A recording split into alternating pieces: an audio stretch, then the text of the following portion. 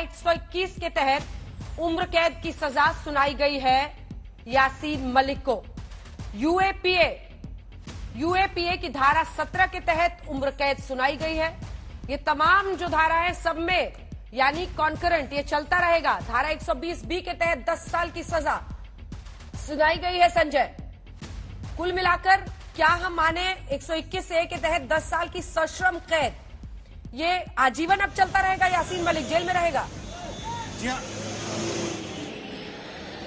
ये आजीवन का मतलब ये कहा गया है कि अभी हमारे पास एनआईए के प्रोसिक्यूटर यहाँ मौजूद थे जो आमतौर से मीडिया में नहीं आते हैं, लेकिन हमने उनसे रिक्वेस्ट किया कि आज ये बड़ा मुकदमा आप लोगों की बड़ी जीत है इसलिए आप बताएं, तो उन्होंने सारी चीजें बताई। और जो अभी थोड़ी देर पहले लाइव में जिनसे हम बात कर रहे थे तो वहां से हमें ये चीज मिली है कि 120 बी आईपीसी उसमें 10 साल की सजा है और 10,000 रुपए जुर्माना है। 121 आईपीसी उसमें 4 साल की सजा तय की है और 10,000 रुपया जुर्माना। 121 ए आईपीसी इसमें 10 साल की रिगरेस इम्प्रिजनमेंट है और 10,000 रुपया जुर्माना है। 13 यूएपीए 15 यूएपीए इसमें 5 साल और 10 साल की क्रमशः सजा है और 5,000 और 10,000 रुपए का जुर्माना है। यानी इन दोनों धाराओं में जितने साल की सजा है उतने ही 1,000 रुपए का जुर्माना है। और 18 यूएपीए में 10 साल की सजा और 10,000 रुपया जुर्माना। 17 यूएपीए में लाइफ इम्प्रिजनमेंट इनके लिए तजवीज किया गया है। 39 यूएपीए में 1 साल की सजा है और 5,000 रुपए जुर्माना है। इसके अलावा इन पर 2 धाराओं में इनको लाइफ इम्प्रिजनमेंट दिया गया है। सारी सजाएं एक साथ चलेंगी। और लास्ट में ये भी कहा कि लाइफ मतलब लाइफ। सुप्रीम कोर्ट ने अपने जजमेंट में जो सबसे ताजा जजमेंट है लाइफ इम्प्रिजनमेंट को लेकर उसमें यह साफ कर दिया है लाइफ मतलब लाइफ, ता जिंदगी यानी आखिरी सांस तक। लेकिन वहीं एक स्केप रूट भी है। हर जगह हमारे कानून में स्केप रूट जरूर है। इसमें राज्य सरकारों को ये विशेष अधिकार है, राज्यपाल को और सरकार को, कि वो सजा में अगर एक निश्चित टाइम कहीं 16 साल है, कहीं 14 साल है, कहीं 20 साल है, उसके बाद वो उसकी समीक्षा कर सकते हैं। और अगर चाल चलन चाल ढाल सभी वो सही है कामकाज तो उसमें उसको रियायत देते हैं, समय से पहले रिहाई हो सकती है। लेकिन कानून यही कहता है उम्र कैद मतलब ता उम्र आखिरी सांस तक। मंजीत नेगी के पास एक अपडेट है। मंजीत।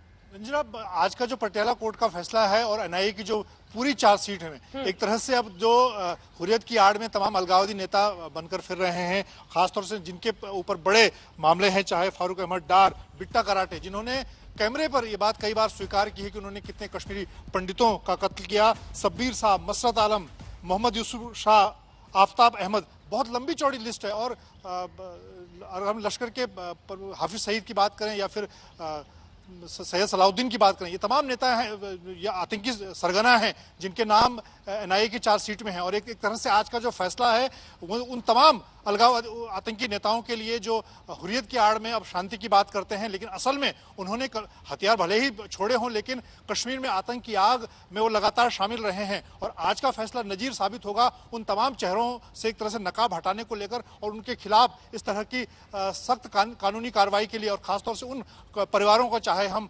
वायुसेना के उन अधिकारियों की बात करें जिनको 1990 में खुद अपने AK-47 राइफल से यासीन मलिक ने मौत के घाट उतारा हो, या तमाम नाम जो मैंने अभी आपको बताए हैं जो अलग अलग, चाहे बिट्टा कराटे की हम बात करें, ये तमाम लोग हैं जिनको अब भारत की अदालत में इस तरह के कठोर यानी कि फांसी तक की सजा का रास्ता खुलेगा।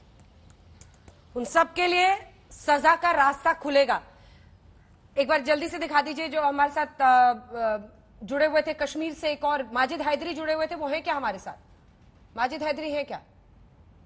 रास्ता खुलेगा भट्टी साहब, उसकी अहमियत आप समझ रहे हैं।